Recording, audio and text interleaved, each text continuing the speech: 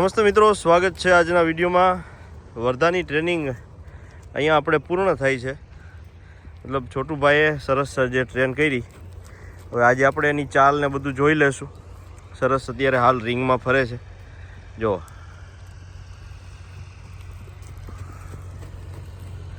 વચ્ચે ઇન્સ્ટાગ્રામમાં મેં સ્ટોરી મૂકી હતી ને, જે જમ્પિંગ જપાક હે ને, રોડિયોની જેમ હારી. હવે ઘણી બધી ડિસિપ્લિનની અંદર આવી ગઈ છે અને આ રિંગ બનાવી છે એનો વિડીયો તમને હવે હું મૂકીશ. પહેલાં તમે આ વિડીયોને જોઈ લો, આ રિંગ આખી કેવી રીતે બની છે.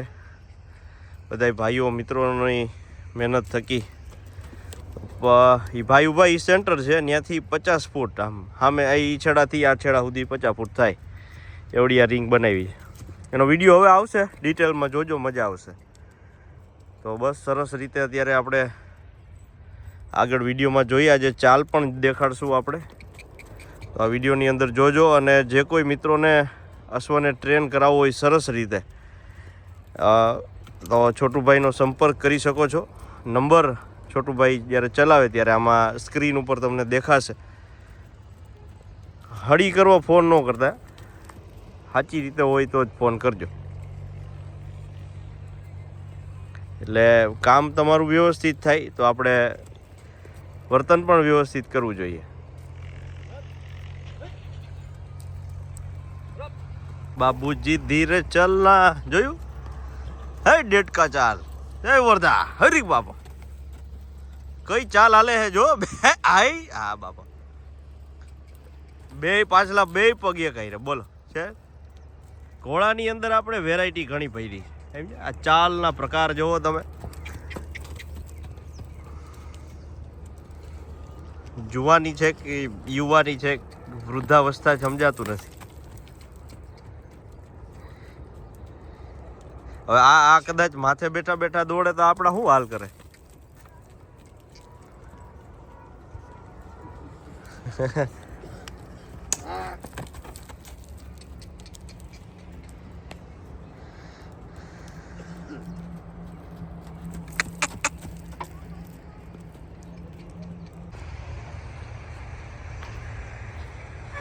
તો ચાલો, છોટુભાઈ બેસી ગયા છે ને આપણે હવે હારવાર જઈએ.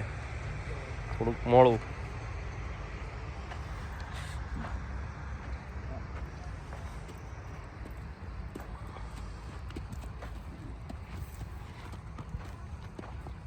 તો મિત્રો, સવારીની આ સંપૂર્ણ ટ્રેનિંગ થઈ અને છોટુભાઈ અત્યારે વર્ધાને લઈને જઈ રહ્યા છે. જુઓ તમે, સરસ રીતે આખી એમની ચાલ છે એ તમને આખી સ્ક્રીન પર દેખાતી હશે. શક્ય હોય તો ફોનને તમે આડો કરીને જોશો તો વધારે મજા આવશે. થલ, રલ્લો, જુલ્લો, તમે જે કંઈ કહેતા હોય એ આ તમને આમાં દેખાય છે વિડીયોમાં. તો આવી સરસ રીતે ટ્રેન કરી છે. આપણે આટલું જ ચલાવ, પછી તો આપણે ટ્રોટ કેન્ટરની અંદર જાશું. ઘણા બધા મિત્રો, હિતેચ્છુ મિત્રો છે, એ જણાવે છે કે તમે એને રેવલમાં નાખો, પણ આપણે કોઈ નથી ગણતરી હાલ તો, અને ન રહે એવી પ્રભુને પ્રાર્થના.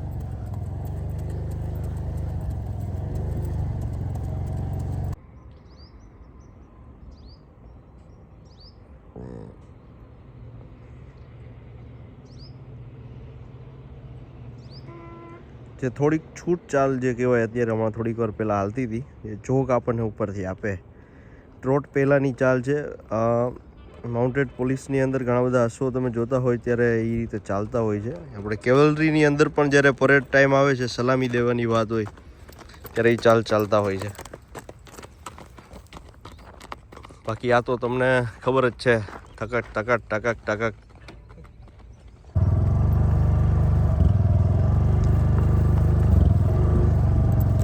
ફોન હલે પણ ઉપર બેઠેલો સવાર ન હલે.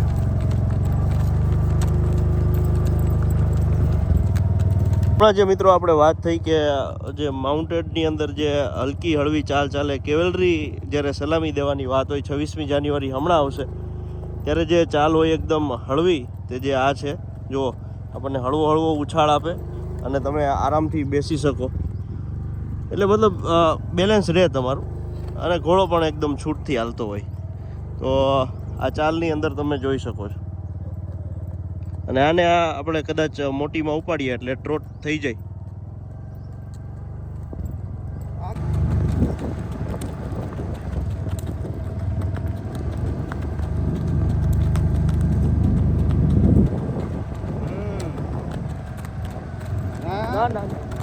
લગામ તમારે ઈશારો મહિનો વહી રહેવું જોઈએ, હાથ મહિનો વહી રહેવું જોઈએ.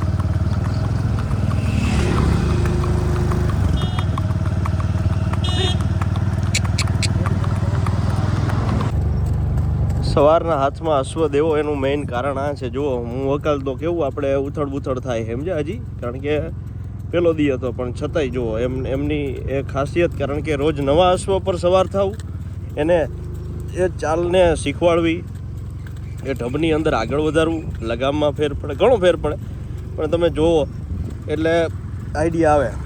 ઘણા બધા મિત્રો આપણે એમ કહેતા હોય કે ભાઈ માથે ઘોળી ચડી અને રેડી થાય, એમ ન થાય. એ રેવાલ ચાલમાં થઈ જાય. થલ ચાલ ને એ બધું શીખવવું એ થોડુંક અઘરું કામ છે. એટલા માટે સવાર એમની મહેનત, એમની આવડત, એ કૌશલ્ય છે. તો મિત્રો આપણે વર્ધાને સરસ આ ટ્રેનિંગ આખી કમ્પ્લીટ કરી છે છોટુભાઈએ. છોટુભાઈ આપનો આભાર, સરસ આપણે ટ્રેનિંગ પૂરી પાડી છે. તો આજે અશ્વની લગામ કઈ રીતે અને કેવી રીતે હોવી જોઈએ એના વિશે થોડીક માહિતી આપો. ઘોડા આપણે રાગ ઓર બાગ આ તે ઘોડા હાલે. આપણી રાગ બેઠક બરાબર હોય ને લગામ બરાબર હાથમાં હોય, ઘોડો વ્યવસ્થિત હાલે. એને ખબર પડી જાય કે એ સવાર છે, એ અનાડી છે, એ બેઠવો જાણે છે, એટલે જાનવરને ખબર પડી જ જાય. ઘોડા રાગ બાગ તે હાલે. અને થોડાક આપની ભાષામાં સરસ દુહાની પણ અમુક વાતો છે, એ 2-3 વાત કરો, પછી આપણે તમારી એક આખી સિરીઝ બનાવશું સરસ રીતે. આમાં 2-3 વાતમાં એવું છે કે જો કોઈ બીજા જાનવરનો સામાન કરીને આપી દઈએ ઘોડાનો, તો આપણે વિશ્વાસ નહીં કરવાનો. આપણે હાથ તે ઘોડાનો તંગ ચેક કરવાનો. ખેતી પાતી ભિનતી और घोड़े का तंग, क्या बात, अपने हाथ संभालिए चाहे लाख लोंग हो संग. क्या बात. તો ગમે એને ઘોડા સામાન માંડીને આપી દીધો હોય તો આપણે હાથે ચેક કરવાનો કે ઢીલો છે કે ટાઈટ છે. બરાબર, આપણે હાથે ચેક કરીને પછી ઘોડા ઉપર સવારી કરવાની. હા બરાબર, સરસ. હજી કોઈ 1-2 એવી વાત, થોડાક આગળ આવતા રહ્યો, કારણ કે પાછળ જો ઝટકા ને એવું ચાલુ હોય તો આપણને થોડી તકલીફ પડે. તો બસ સરસ. હજી કોઈ 1-2 એવા સરસ દુહા અથવા અશ્વની કોઈ વાતો?